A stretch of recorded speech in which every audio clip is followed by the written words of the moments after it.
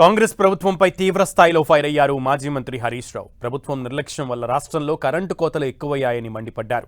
2.5 ఏళ్ల కాంగ్రెస్ పాలనలో కోతలు వాతలు తప్ప రైతులకు చేసిందేమీ లేదన్నారు. పేరుకే కాంగ్రెస్ పేటెంట్ అని విమర్శించారు హరీష్ రావు.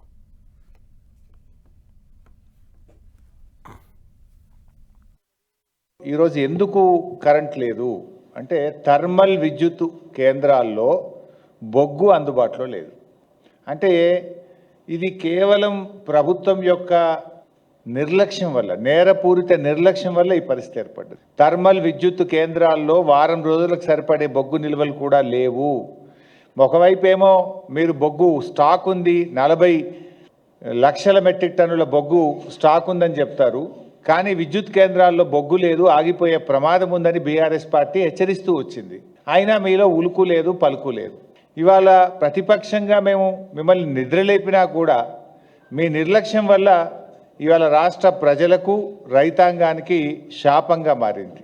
యాదాద్రి థర్మల్ పవర్ స్టేషన్లో 2 యూనిట్లు మూతపడ్డాయి బొగ్గు లేక. యూనిట్ నెంబర్ 1, యూనిట్ నెంబర్ 4 అంటే 1600 మెగావాట్ల విద్యుత్ ఉత్పత్తి బొగ్గు లేకపోవడం వల్ల యాదాద్రి థర్మల్ పవర్ ప్లాంట్లో విద్యుత్ ఉత్పత్తి నిలిచిపోయింది. భద్రాద్రి థర్మల్ పవర్ ప్లాంట్లో 270 మెగావాట్ల పవర్ ప్లాంట్లో విద్యుత్ ఉత్పత్తి నిలిచిపోయింది. అంటే బొగ్గు కొరత వల్ల కొంత, నిర్వహణ వైఫల్యం వల్ల కొంత, ఇలా రాష్ట్రంలో విద్యుత్ ఉత్పత్తి ఆగిపోయి అప్రకటిత కోతలకు నిలయంగా ఈరోజు తెలంగాణ మారింది. సరిపడా విద్యుత్ సామర్థ్యం కలిగి ఉన్న తెలంగాణ, కానీ మీ నేరపూరిత నిర్లక్ష్యం వల్ల, బొగ్గు నిల్వలు లేకపోవడం వల్ల, నిర్వహణ వైఫల్యం వల్ల ఇవాళ కరెంటు ఉత్పత్తి జరగడం లేదు. ఒకవైపు వర్షాలు పట్టలేవు, ఎలినినో వస్తుందని 3 నెలల కిందనే ప్రపంచం చెప్పింది, కేంద్ర ప్రభుత్వం చెప్పింది, శాస్త్రవేత్తలు అందరూ కూడా చెప్తున్నారు. మరి మీ ముందస్తు ప్రణాళిక ఉండొద్దా? మీకు ముందు జాగ్రత్త చర్యలు ఉండొద్దా? ఇలా రిజర్వాయర్లలో నీటి నిల్వ సామర్థ్యం 33% ఉంది తెలంగాణలో, దేశంలోనే అతి తక్కువ. హైడల్ పవర్ ఉత్పత్తి చేద్దామంటే నీళ్లు లేవు, థర్మల్ పవర్ ఉత్పత్తి చేద్దామంటే బొగ్గు లేదు. అంటే అసలు ఏం చేస్తున్నారు మీరు? గవర్నమెంట్ నడిపే వాళ్ళకు ఇలా మరి నీళ్లు లేవు, హైడల్ పవర్ ఉండదు ఈసారి, మరి కనీసం థర్మల్ పవర్ అన్న 100% ఉత్పత్తి చేయాలి, దానికి బొగ్గు నిల్వలు స్టాక్ పెట్టుకోవాలి అనే సోయి చేయాల్సిన బాధ్యత లేదా? బొగ్గు మంత్రి, విద్యుత్ మంత్రి 2 బట్టిగారే కదా. ఎడాపెడా కోతలు, పేరుకే మాది కాంగ్రెస్ పార్టీ పేటెంట్ అంటారు. నిజంగా 24 గంటల విద్యుత్తు రైతులకు ఎక్కడన్నా వస్తుందా? 8 గంటల విద్యుత్తు కూడా ఇలా తెలంగాణ రైతాంగానికి రావడం లేదు.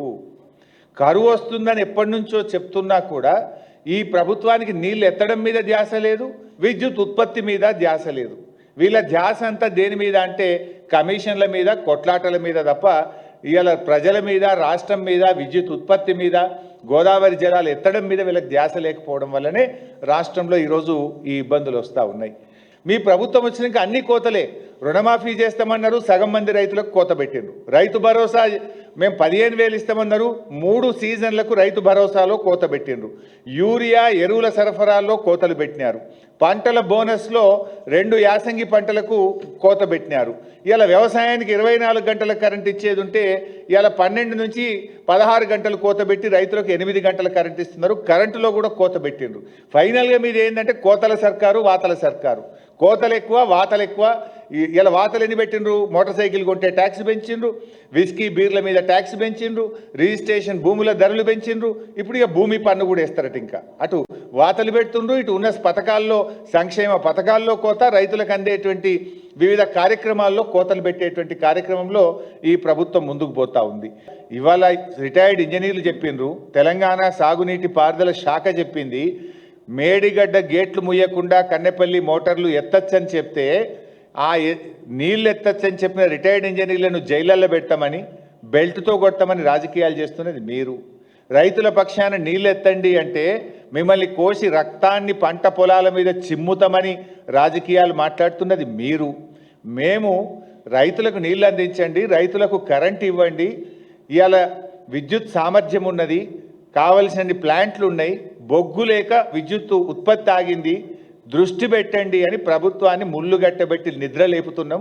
మీకు విషయాన్ని చెప్తున్నాం. రాజకీయాలు చేయడం మీరు మానండి, విద్యుత్ ఉత్పత్తి పెంచండి, రైతులకు నాణ్యమైన కరెంటు ఇవ్వండి. ఇక చాలే.